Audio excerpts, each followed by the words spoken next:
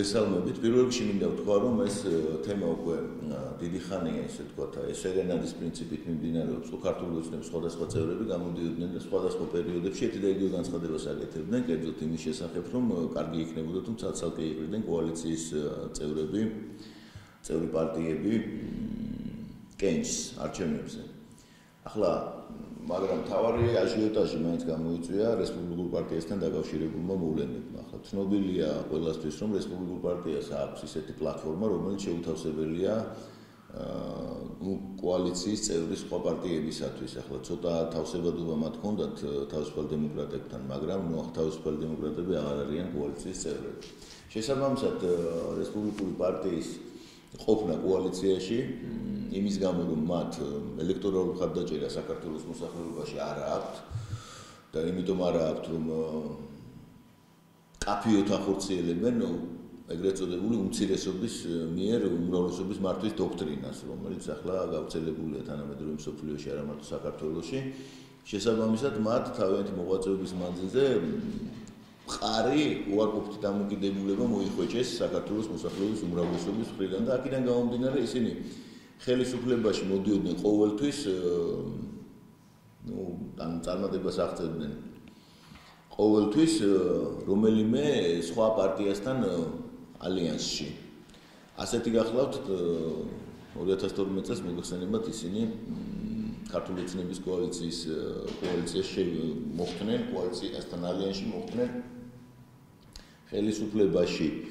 მაგრამ ხელისუფლებაში მოხვედრა ერთია და მათი პრეტენზიები არის აბსოლუტურად შეუსაბამო და ამაზე არაერთი გვისაუბრია ჩვენ, შეუსაბამო მათ ელექტორალურ რესურსთან. აი თქვენ ახსენეთ პრეტენზია და სწორედ უმრავლესობის ერთ-ერთმა წევრმა წარმომადგენელმა აღნიშნა, რომ ეს ყველაფერი დაკავშირებულია პოლიტიკურ ვაჭრობასთან, სკამებთან, რომელიც 2012 წელშიც იყო და ბუნებრივია. ანუ ამართლებ თქვენ ამ პოზიციას? არა, სკამებთან არის ერთი მეორეს ხელს არ უშლის, ანუ იდეოლოგიური მომენტები არ უშლის ხელს იმას, რომ დაუშვათ ივაჭრონ ამავე დროს. ახლა ძალიან არასწორი იქნებოდა ის მიდგომა, რომ დაუშვათ რესპუბლიკური პარტია მხოლოდ ესეთი მერკანტილურ პარტიად განგვეხილა. ახლა ისინი იმ იდეოლოგიას განმეორდები, იმ იდეოლოგიას იზიარებენ, რომელიც აბსოლუტურად მიუღებელია, ხო? მაგრამ იმისათვის, რომ ეს ის იდეოლოგია, რომელსაც ყავს ლობისტები დასავლეთში, მოგეხსენებათ, ეს არის დაფინანსება, არა მარტო დასავლეთში, სხვათა შორის ეს არის დაფინანსება, ეს არის პოლიტიკური მხარდაჭერა და სწორედ ამ მხარდაჭერის მოსაპოვებლად ისინი ჯიუტად ნერგავენ საქართველოში აი თავის იდეოლოგიას და ბოლო და ყველაზე ნათელი მაგალითი იყო ცნობილი ინიციატივა ოჯახის დეფინიციის განსაზღვრის შესახებ კონსტიტუციაში, სადაც ერთმნიშვნელოვნად და ეს იყო მათი პოლიტიკური პოზიცია, ერთმნიშვნელოვნად მათ უარი თქვეს ამაზე. ნუ სხვადასხვა რამეების მომიზეზებით, მაგრამ თავარი მიზეზი იმაში მდგომარეობს, რომ რესპუბლიკური პარტია გახლავთ ლიბერალური ინტერნაციონალის ნამდვილი წევრი, ხოლო ლიბერალური ინტერნაციონალის ნამდვილი წევრს არ აქვს უფლება მხარი დაუჭიროს გავცვლილებას. და აი ის რომ მათ ვერ მოახერხეს, აი ხაზი მინდა გაუსვა. არჩევნების წინ ამ სუიციდის, აი პოლიტიკური სუიციდის საფრთხის ქვეშაც კი მხარი არ დაეჭირათ თავიანთი ამ იდეოლოგიური ნორმისთვის, დოგმისთვის, ხო? რომ აი უნდა იყოს დაშვებული ყველაფერი, ხო? ერთნაირსკესიანთა ქორწინებები და ასე შემდეგ. ეს ნათლად არ დასტურებს თუ რა მოკლია ის თოკი, რომელსაც ისინი გამოგმული არიან ამ ლიბერალური ინტერნაციონალის პალოზე. ესე იგი და დარბიან ძალიან მოკლე მანძილებზე, დიახ. საერთოდ ამ ყველაფრის დასაწყისს თქვენ ცალკე ერთიანად თუ ეს ვაჭრობა გაგრძელდება, საერთოდ რას ელოდებით არჩევნებამდე? რესპუბლიკური პარტიის დარჩენა ახლა კოალიციაში გამოიწვევს ქართული ოცნების ელექტორალური რესურსის მით უმეტეს ამ სკანდალის ფონზე მკვეთრ შემცირებას. ანუ ჩვენ უნდა გვესმოდეს რა სიტუაცია ზოგადად. ზოგადად სიტუაცია იმდაგვარი, რომ მოსახლეობის დიდი ნაწილი 60 ზოგი ასახელებს 60 ზოგი 75 ზოგი 70 საერთოდ არაპირებს საერთოდ უარს ამბობს პოლიტიკურ პროცესში მონაწილეობაზე. ანუ ეს ნაწილი ხალხისა საერთოდ ასე ვთქვათ ვერ ხედავს თავის პოლიტიკური თავის შეხედულებების პოლიტიკურ ფორმებით რეალიზაციის საშუალებას არსებული პოლიტიკური სპექტრის შემხედვარი, ასე ვთქვათ, ხო? შესაბამისად თავარი პრობლემა ახლა არჩევნების მოგება კი არ არის ქართული ოცნების მიერ. ქართული ოცნებას უბრალოდ არ აღავს კონკურენტები. ანუ ის რო ავიღოთ რეალური სიტუაცია, შევხედოთ ამას რეალურად, ნაციონალური მოძრაობა თავის 10 და 12%-ში ისიც თუ აიღო ძალიან საეჭვოა, იმდენად დისკრედიტირებულია ბოლო მოვლენების შედეგად განსაკუთრებით, რაც არ უნდა ილაპარაკონ მათ. დანარჩენი პოლიტიკური სუბიექტები ეხლა რა იმედებიც არ უნდა კონდეთ მათ ფინანსური, ორგანიზაციული, იდეოლოგიური თუ სხვა პიროვნული მიზეზების გამო ასევე ვერ იწვევენ იმ ენთუზიაზმს, რომ დაუშვათ მართულ ძალას დაუპირისპირდნენ, ხო? საქართველოს საერთოდ ზოგადად კლასიკური ტიპის პარტიები არსებობა ისტორიული მიზეზების გამო წარმოუდგენელია. შესაბამისად, იმ დროს, როცა არის პოლიტიკური შტილი, ყოველთვის არჩევნებს იგებს ადმინისტრაციული რესურსი და მმართველი ძალა. ანუ თქვენ მაინც ემხრობთ. არა, დავამთავრებდი და სწორედ პრობლემა რაშია ხა? პრობლემა იმაში კი არის, რომ არჩევნები მოიგო. პრობლემა ის არის, რომ აი ეს ცნობილი ამბავი ომი დამთავრდა და მშვიდობის გეშინოდეთ ხალხო. ეგეთ სიტუაცია არის, ვინაიდან სწორედ არჩევნების მცირე აი ეს 70%-იანი მასა ადამიანებისა, რომლებიც არ მოვა არჩევნებზე, ასეთი პოლიტიკურ ძალთა, ასეთი განლაგების შემთხვევაში, ეს ჩავთვალოთ, რომ არის ფეთქებად საშიში სიტუაციის შემქმნელი ქვეყანაში, ვინაიდან ეს ფაქტიურად ჩუმი პროტესტია. და ჩუმი პროტესტი ყოველთვის შეიძლება გადმოიღაროს ხმამაღალ პროტესტში იმ სოციალურ ფონდთან მიმართებაში განსაკუთრებით და იმ შემთხვევაში თუ დაუშვათ რომელიმე ქვეყნისაც სრულად განწყობილი ძალა აი ამ დენტიცავს კას ასე ვთქვათ ასანთის ღერს მიუტანს ეს აფეთქებად საშიშია აქედან გამომდინარე ქართული ოცნების პრაგმატული ლიდერების ვინც წყვეტს ამ პოლიტიკურ პასიენსის ბედს პრაგმატული მოსაზრებაც უნდა იყოს რომ მარტო გამოვიდნენ ისინი არჩევნებზე ვინაიდან ასეთ შემთხვევაში მათ აქვს შანსი კვლავ მოიპოვონ და განსაკუთრებით გვიზინა ივანიშვილის ფაქტორი იმუშავებს ხადია კვლავ მოიპოვონ და აი აგრეთვე კვირიკაშვილის ფაქტორი რომელმაც ძალიან სერიოზული პოლიტიკური ზონა შეიძინა და მას ჯერჯერობით ვერ მოუნახეს ვერანაირი ესე იგი მიზეზი ისეთი დასაკრიტიკებულად თვით ნაციონალური მოძრაობის წევრებმაც კი ამ ასეთ ვითარებაში მართლაც ქართულ ოცნებას შეუძლია ძალიან დიდი წარმატებას მიაღწიოს და კვლავ მოიპოვოს მოსახლეობის იმედები გააღვიოს და მოიპოვოს მისი მხარდაჭერა. შეფასებები რესპუბლიკელების კაშვის შემთხვევაში დასავლეთზე რო კეთდება აქცენტი რომ დასავლეთის მხარდაჭერა და ასე შემდეგ ამ ნაწილზე რას იტყვით? ახლა ეს შეფასებები არის აბსოლუტურად თითიდან გამოწვეული, მოდით ასე ვთქვათ, რესპუბლიკური პარტია არ წარმოადგენს კარებს დასავლეთისკენ, მოდით ასე ვთქვათ, ჯერ ერთი მინდა ვთქვა დასავლეთი, აღმოსავლეთი, აი ესეთი ნატო ეს ტერმინები მოითხოვს დაზუსტებას, ეს უბრალოდ ძალიან ესეთი ბრტყელი ტერმინებია, აბსოლუტურად სიღრმეს მოკლებული და ჩვენ უნდა გვესმოდეს, რომ დასავლეთი არის ძალიან ასე ვთქვათ, ჭრელი, არის იქ ძალიან ბევრი პოლიტიკური მიმდინარეობა, მე აღარაფერს ვიტყვი ახლა თვითონ დასავლეთის როგორც ესეთი ერთიანობაზე და იმ სირთულეებზე და იმ მრავალჭრიანობაზე ამ ცნებისა და რასაც ეძახით დასავლეთს და ამ შემთხვევაში რესპუბლიკური პარტიის გავლენა, კი უпроსტოდ მისი ლობისტები არიან ეს უკიდურესად მემარცხენე, აი ესეთ ნეოლიბერალურ აი ესეთ ლიბერალური ინტერნაციონალის იდეოლოგიის გამზიარებელი საკმაოდ გავლენიანი პოლიტიკური ძალები, მაგრამ ეს არ არის მთელი დასავლეთი. რა თქმა უნდა, ეს ძალიან ესეთი არასწორი განმარტება, არათუ მთელი, არამედ მისი მნიშვნელოვანი ნაწილიც კი. მოდით ასე ვთქვათ, მეტნაკლებად მნიშვნელოვანი ნაწილიც კი. ეს დოულის განცხადებასთან დაკავშირებით კავშირშია დოულის განცხადებას, სახალხო პარტიის განცხადებასთან დაკავშირებით. აი სახალხო პარტიის განცხადებასთან დაკავშირებით ბატონი ჟოზეფ დოულის ფოტოშოის, რომელიც აქ მოგვევლინა ჩვენ მენტორად, ასე ვთქვათ, და გვიკითხავდა ლექციებს იმის შესახებ და მანტრებს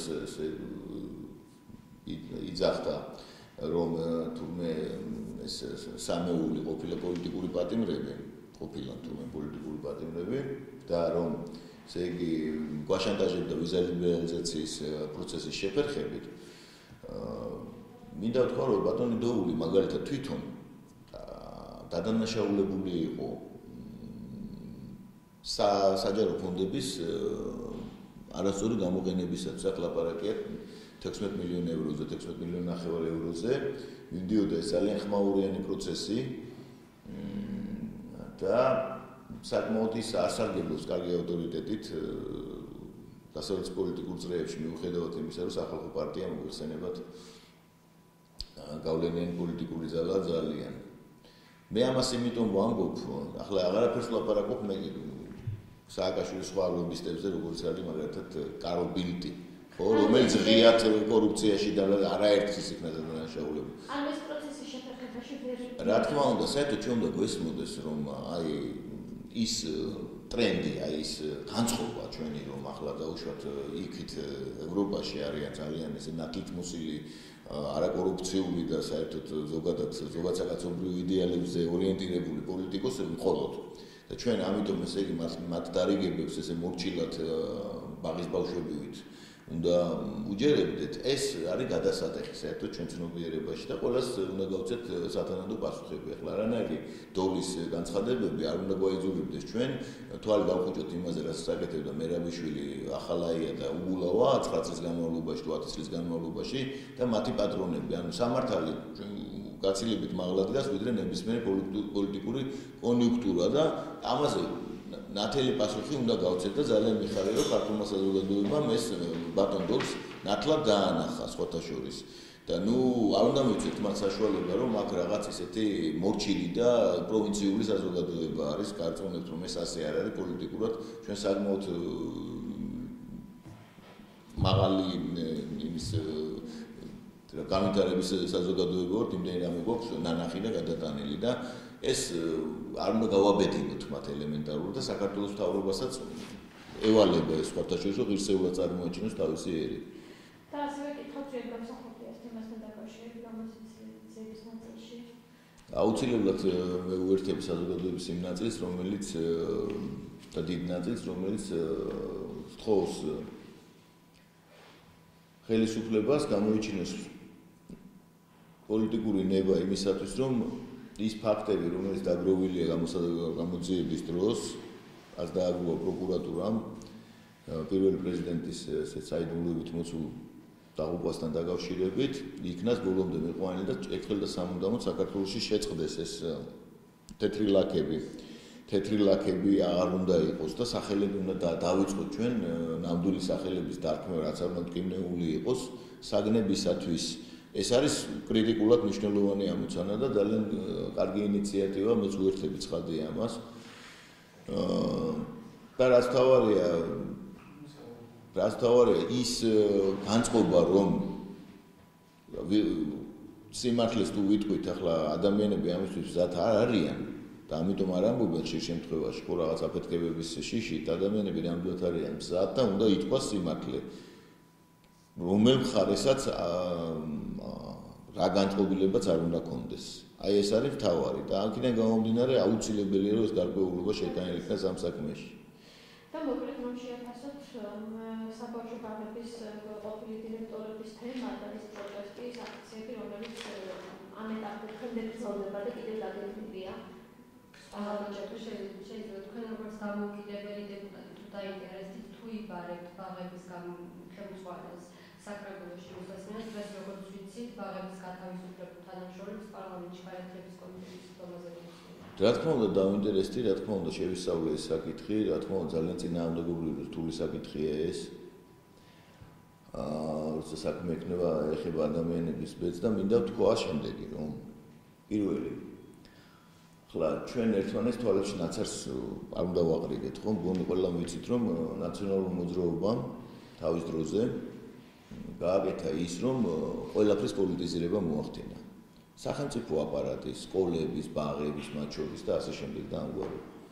ხშირ შემთხვევაში ეს 2007 წელს მაგალითად ხო ცნობილი ციფრი აღარ მახსოვს, მაგრამ ასობით თანამშრომელი გაანთავისუფლეს მხოლოდ იმის გამო რომ არ იყვნენ პოლიტიკურად ლოიალურები და ისინი ის განთავისუფლებული ადგილები პოლიტიკურად ლოიალური აქტივისტებით დააკომპლექტეს, რომელთა კომპეტენცია იყო სრულიად არადამაკმაყოფილებელი, რაც დადასტურდა სხვათა შორის, რომ ძალიან ბევრ მათგანს მოადგილეებს არ ჰქონდათ დიპლომები, მაგალითად არ ჰქონდათ ელემენტარულად, ეს რო ავიღოთ.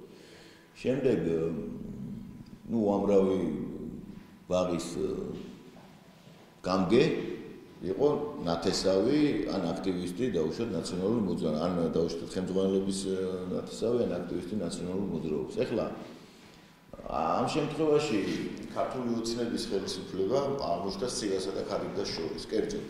ერთის მხრივ, ესე იგი, მას ადანაშაულებდნენ კოაბიტაციაში იმასთან დაკავშირებით, რომ ის არასაქმებდა, ის ფაქტიურად შევიდა თანამშრომლობაში არსებულ კადრებთან, ანუ მან არ გააკეთა ის, რომ ყველა გაანთავისუფლა სიტყვაზე და დანიშნა თავისი აქტივისტები.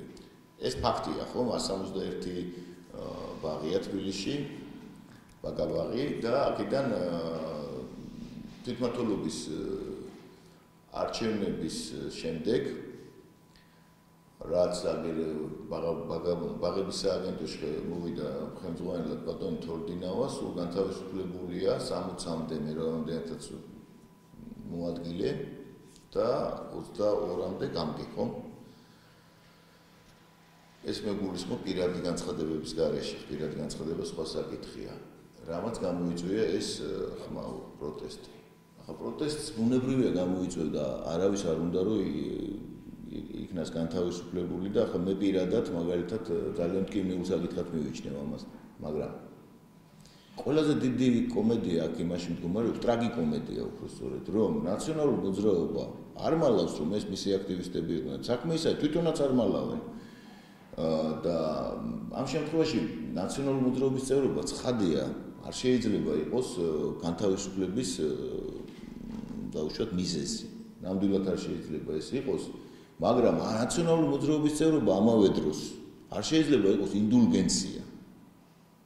რომ ახლა რუსთავი ორის და მისი კლონების ელექტრონულ მედიაში მისი კლონების ესე ვთქვათ შერისხვის შიშით შეინარჩუნო ესე იგი მუდმივად ის ადამიანები, რომლებიც გავანებოთ არალოიალობას თავი. პირდაპირ ნაციონალური მოძრაობის აქტივისტები არიან და თანაც გარკვეული დარღვევები აქვს. ანუ ჩვენ მაშინ რას ვაკეთებთ? ეს ხელისუფლება მაშინ თავისით უნდა დაიხუროს ქვი და წავიდეს. თუ ახლა ბაღების სააგენტოს უფროს არ აქვს უფლება რომ გაანთავისუფლოს დარღვევის გამო დაუშვათ ბაღაბაღის გამგე, მაშინ რას აკეთებს ეს სააგენტო? მაშინ საერთოდ რაზე გვაქვს ლაპარაკი, ხო? თუ ნებისმიერ აი ესეთ საკადრო გადაწყვეტილებაზე მე არ შევდივარ ახლა დეტალებში. უნებრივია ამას სასამართლო გაარკვევა. ყველაზე მთავარი რა არის კიდე? რამდენი განთავისუფლებული ადამიანი აღადგინა სასამართლო? აი რამდენი ძალიან ბევრი, ხო? ვიცით, მათ შორის ისეთი ფიგურები, რომლებიც ახლა დღე და ღამე რუსთავი ორში არიან და იცით, ხო, ყველაფერი ამაში. ანუ თქვენ ამბობთ, რომ ეს არის საქმე, რომელიც სამართლიანი უნდა სასამართლოს სასამართლომ უნდა გადაწყვეტოს. საარჩევნო პერიოდს აკავშირებს აქტივისტებს. მოდით ესე ვთქვა, წინასაარჩევნო პერიოდს 2012 წელს მოვიდა ხელისუფლებაში ქართული ოცნება, იცით თქვენ როგორ ტალღაზე, ხო? ახლა ყველა ელოდა, მათ შორის მაგალითად ახლა არც მე არ ვმალავ, რომ ყველა ელოდა, რომ ის ადამიანები, რომლებიც ღიათ ახლა, ხო, ვიცოდი ჩვენ დარბოდნენ იმეებით, პლაკატებით და საარჩევნო უბნებზე კონტროლით და ადამიანების დაშინებით იყვნენ დაკავებული პირდაპირ. რაზე ვლაპარაკობთ ჩვენ? ის ადამიანები, რომ უნდა განთავისუფლებულიყო, ამაში ეჭვ გვეპარება პოლიტიზირებული ადამიანები, ვინც ბაგაბაღებს, სკოლებს, სასწავლო დაწესებულებებს, სახელმწიფო აპარატს იყენებდნენ პოლიტიკური პროპაგანდისათვის და ადამიანების დაშინებისათვის. ისინი უნდა განთავისუფლდეს, ამან გამოიწვიეს ქართული ოცნების დისკრედიტაცია. მაგრამ კურსი იქნა აღებული ახლა სწორია, არასწორია, სალკე საკითხია, მაგრამ ასეთი კურსი იქნა აღებული, რომ არ გავათავისუფლოთ პოლიტიკური ის დაერქვა.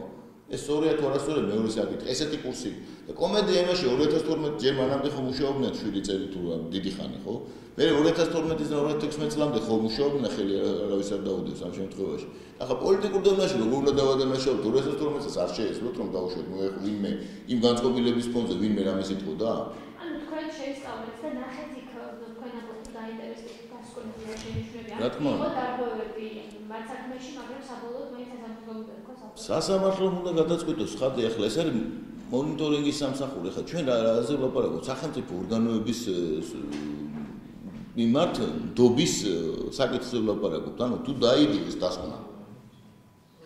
აი, როგორი იურიდულად როგორ უნდა ვთქვათ, აი წმინდა მე როგორ უნდა ვთქვა, რომ ეს არასწორია, სანამ დავუშვათ სასამართლო არ იტყვის, ხო ამის შესახებ.